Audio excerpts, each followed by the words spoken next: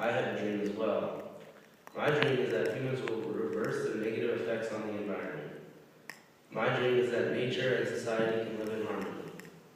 My dream is that humans will no longer pollute the world. My dream is that global warming will be stopped, waste will be reduced to the smallest toxic amount, and that large-scale logging will cease so the world's forests can return.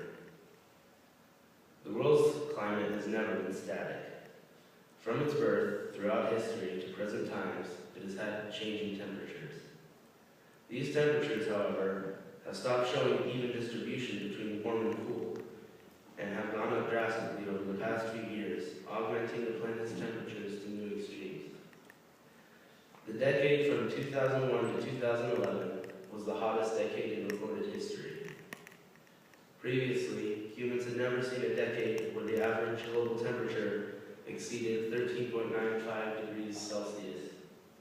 But since 1981, and in the 3 decades since, the average temperature has increased to 14.12 degrees in 1981 to 1990, to 14.26 from 1991 to 2000, and 14.47 degrees in 2001 to 2010. And it shows no signs of decreasing or even stabilizing. The thing responsible for these skyrocketing temperatures is a condition called the greenhouse effect.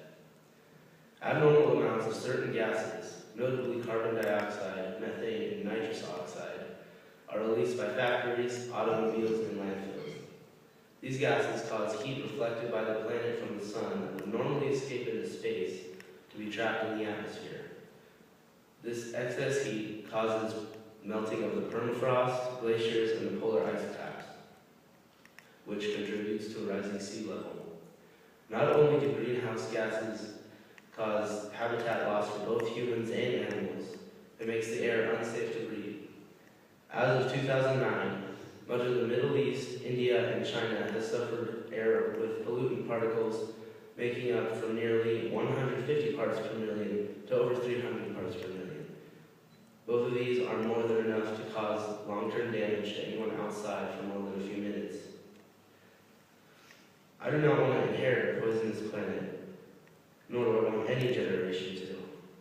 The unprecedented heating, the melting of the ice caps, the rising sea level, and the terrible air quality mean that air pollution is one of the main things that must be stopped if this planet is to remain inhabitable. Landfills are another major concern of mine. Not only do they release extra greenhouse gases, they destroy habitat and poison nearby supplies of food and water. The garbage thrown out by households, businesses, and all humans generally ends up in a garbage dump or a landfill. Some of these landfills can be over 7.5 square miles in area, larger than many towns, and can take in 20,000 tons of garbage per day. There isn't even a quote-unquote island of trash floating in the Pacific, carried around in a circle by the ocean currents. It is estimated to be larger than Texas, and some say it is comparable to the size of the United States. Not only do landfills replace the natural ecosystem with vast stretches of trash, they also contaminate the area around them. The liquids that come off of the discarded materials all drip down below the trash, where they cannot evaporate. These liquids pool up and seep into the ground, which can cause serious health problems. A town in China with a landfill near its water supply has residents whose blood contains 50% more lead than most people. If habitat and well-being are to be saved, dumping huge amounts of trash must be stopped. There will never be zero waste products, but if people and businesses would recycle more, compost more, and use less packaging, the effects of dumping can be minimalized, which would benefit the health of nearby residents and the safety of habitat for nearby ecosystems. The Amazon rainforest loses nearly 80,000 acres of forest per day due to clear cutting. Because of this mass destruction, the world loses an estimated 135 plant and animal species per day.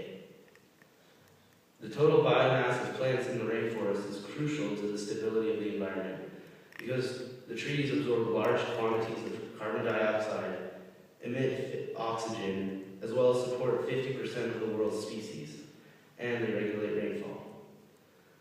Clear-cutting the rainforest is done much for profit, farmland, and cattle ranching.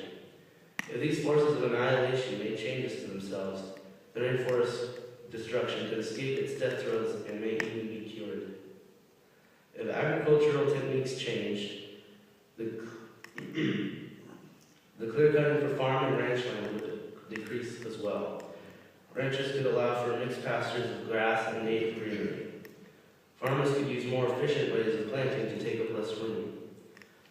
More efficient materials than wood could be used, so logging industries would cease their contribution to the depletion of forests. Not just the rainforests, but all forests are essential to this planet. And if logging and clear-cutting continue at their current rate, the rainforests won't be the only ones to go. I also have a selfish reason for this desire to save the forests. I don't think I would enjoy life nearly as much as I do now if I was not able to take hikes and camp in the woods. So you see, without forests, not only would the environment suffer, but those people such as myself who enjoy the beauty, tranquility, and recreation that can be found within this forest can suffer as well. Ever since the birth of large-scale industry, the civilized world has been poisoning the environment in tremendous amounts. Nothing can live in a tainted environment. The greenhouse effect is heating the earth, clear-cutting destroys habitat, and there's a huge island of garbage floating in the Pacific. If the environment of Earth changes too much more, everything will suffer. I believe that the most important issue of our time is the security of the environment, because everything is at stake for life as we know it. The air will no longer be safe to breathe, habitat will be destroyed, and species will be wiped off the face of the earth, and the solids of the wilderness will disappear from our lives. Humans must change their ways if they are to survive. This is my dream, that society will realize its direction and change its course towards the good of the planet